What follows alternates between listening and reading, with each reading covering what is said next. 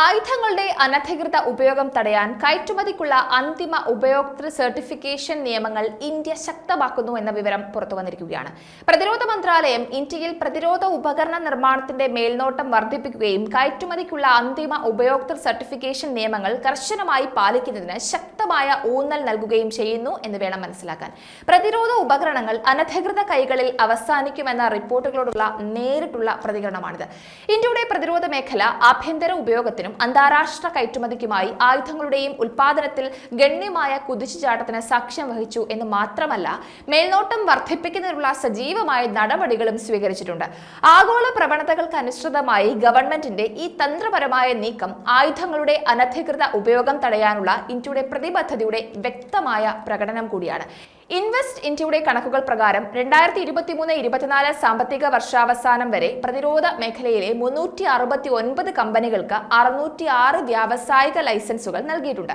35,000 കോടി രൂപയുടെ കയറ്റുമതി ഉൾപ്പെടെ 2025ഓടെ എയറോസ്പേസ്, പ്രതിരോധ ഉൽപാദനം എന്നിവയിൽ 1.75 ട്രില്യൺ വിറ്റുവരവിൽ എത്തുക എന്ന പ്രതിരോധ മന്ത്രാലയത്തിന്റെ അതിമോഹമായ ലക്ഷ്യവുമായി ഇത് യോജിക്കുന്നുമുണ്ട്.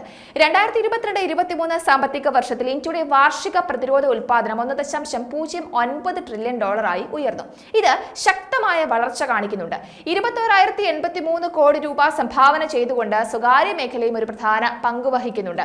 അതുവഴി ഈ വിപുലീകരണത്തിന് കാരണമായി. ശ്രദ്ധേയമായിട്ട് പറയേണ്ടത് 2023-24 സാമ്പത്തിക വർഷത്തിൽ കയറ്റുമതി 21,083 കോടി രൂപയായിട്ട് ഉയർന്നിട്ടുണ്ട്. ഈ ശ്രദ്ധേയമായ നേട്ടത്തിന് പിന്നിലെ ഒരു പ്രധാന പ്രേരക ശക്തിയായിട്ട് സ്വകാര്യ മേഖല ഉയർന്നു വരുന്നുമുണ്ട്. ഇത് രാജ്യത്തിന്റെ സാമ്പത്തിക വളർച്ചയിൽ ശുഭാപ്തി വിശ്വാസവും പകരുന്നുണ്ട്. പ്രതിരോധ ഇറക്കുമതിക്കാരനിൽ നിന്ന് കയറ്റുമതിക്കാരനിലേക്കുള്ള ഇന്ത്യയുടെ യാത്ര പ്രതിരോധ ഉൽപാദന ശേഷി വികസിപ്പിക്കുന്നതിൽ ഇന്ത്യ ഗണ്യമായ വിജയം കൈവരിച്ചു. പ്രതിരോധ കയറ്റുമതിയിലെ കുതിച്ചുചാട്ടത്തിന് സാക്ഷ്യം വഹിച്ചുകൊണ്ട് പ്രതിരോധ മന്ത്രാലയം കഴിഞ്ഞ വർഷം ചരിത്രപരമായ വിജയമാണ് കൊയ്തത്. ഇന്ത്യൻ പ്രതിരോധ ഉൽപ്പന്നങ്ങളായ LCA, തേജസ്, ലൈറ്റ് കോമ്പാക്ട് ഹെലികോപ്റ്ററുകൾ, വിമാനവാഹിനി കപ്പലുകൾ എന്നിവയിൽ ആഗോള തലത്തിലുള്ള താൽപര്യം വർദ്ധിച്ചതാണ് കയറ്റുമതിയിലെ ഉയർച്ചയ്ക്ക് കാരണമായത് എന്നതാണ് മറ്റൊരു യാഥാർത്ഥ്യം. അതേപോലെ തന്നെ പ്രതിരോധ കമ്പനികളുടെ ഇറക്കുമതിയുടെ ഉപഭോഗ രീതികൾ നിരീക്ഷിക്കാൻ ഒരു ആഭ്യന്തര പോർട്ടൽ സ്ഥാപിക്കാൻ മന്ത്രാലയം പദ്ധതിയിടുന്നുണ്ട്. സ്ഫോടക വസ്തുക്കളും പ്രൈമറുകളും പോലെയുള്ള നിർണായക ഇനങ്ങളിൽ പ്രത്യേകം ശ്രദ്ധ കേന്ദ്രീകരിക്കും. ഇറക്കുമതി ചെയ്യുന്ന വസ്തുക്കൾ തെറ്റായ കൈകളിൽ വീഴുന്നത് തടയാൻ ഒരു ആന്തരിക പോർട്ടൽ നടപ്പിലാക്കുന്നത് വലിയ രീതിയിലാണ് ഗുണം ചെയ്യുക. സുരക്ഷ വർദ്ധിപ്പിക്കുന്നതിനും നിർണായക വസ്തുക്കളുടെ ദുരുപയോഗം തടയുന്നതിനും ഈ പോർട്ടൽ നിർണായകമാകും. ആയുധ കയറ്റുമതി സൂക്ഷ്മമായി കൈകാര്യം ചെയ്യേണ്ടതിന്റെ നിർണായക പ്രാധാന്യത്തെ അധികൃതർ വ്യക്തമായ വിവരവും നൽകുന്നുണ്ട്. വാങ്ങുന്ന രാജ്യങ്ങൾ ആയുധങ്ങൾ മൂന്നാം കക്ഷികൾക്ക് കൈമാറില്ല എന്ന് സാക്ഷ്യപ്പെടുത്തേണ്ടതിന്റെ ആവശ്യകതയും ഊന്നി പറയുന്നുണ്ട്. നിലവിലെ ജിയോ പൊളിറ്റിക്കൽ ലാൻഡ്സ്കേപ്പ് കണക്കിലെടുക്കുമ്പോൾ പ്രതിരോധ നിർമ്മാണ വ്യവസായം സമഗ്രമായ അന്തിമ ഉപഭോക്തൃ ശൃംഖല സ്ഥാപിക്കേണ്ടതുണ്ട്. കൂടാതെ ആയുധങ്ങൾ വാങ്ങുന്ന രാജ്യങ്ങളിലെ ഗവൺമെന്റുകൾ കയറ്റുമതി മറ്റൊരു രാജ്യത്തേക്കും തിരിച്ചുവിടില്ലെന്ന് അസന്നിഗ്ധമായി പ്രഖ്യാപിക്കേണ്ടതുണ്ട്.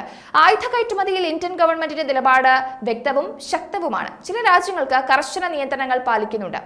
നിലവിൽ ഇന്ത്യൻ കമ്പനികൾ ഉക്രൈനിലേക്ക് ആയുധങ്ങൾ കയറ്റുമതി ചെയ്യുന്നതിൽ നിന്ന് കർശനമായിട്ട് നിരോധിച്ചിരിക്കുന്നു. കൂടാതെ മിക്ക കമ്പനികളും പാശ്ചാത്യ ഉപരോധങ്ങൾ ഒഴിവാക്കാൻ റഷ്യയുമായുള്ള നേരിട്ടുള്ള ഇടപാടുകൾ സജീവമായി ഒഴിവാക്കുന്നുണ്ട്. ഈ ഉറച്ച സമീപനം തുർക്കി, ചൈന, പാകിസ്ഥാൻ എന്നിവയുൾപ്പെടെ കയറ്റുമതി നിയന്ത്രണങ്ങൾ നേരിടുന്ന മറ്റ് രാജ്യങ്ങളിലേക്കും വ്യാപിക്കുന്നു.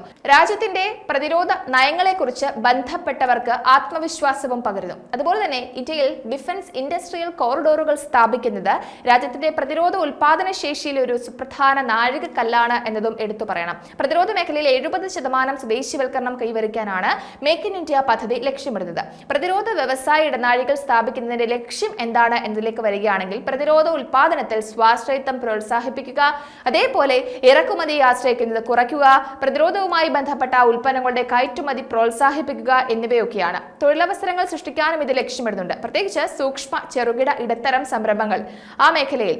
അതേപോലെ സാമ്പത്തിക വളർച്ചയെ പ്രോത്സാഹിപ്പിക്കുക, ഇതെല്ലാം എടുത്തു പറയേണ്ടതാണ്. എന്തായാലും ഇന്ത്യ പുതിയ ചുവടുകൾ വെക്കുകയാണ്. പുതിയ നീക്കങ്ങളിലൂടെ ശക്തമായ ഒരു വികസനം രാജ്യത്ത് കൊണ്ടുവരിക എന്നത് തന്നെയാണ് പ്രധാനപ്പെട്ട ലക്ഷ്യം.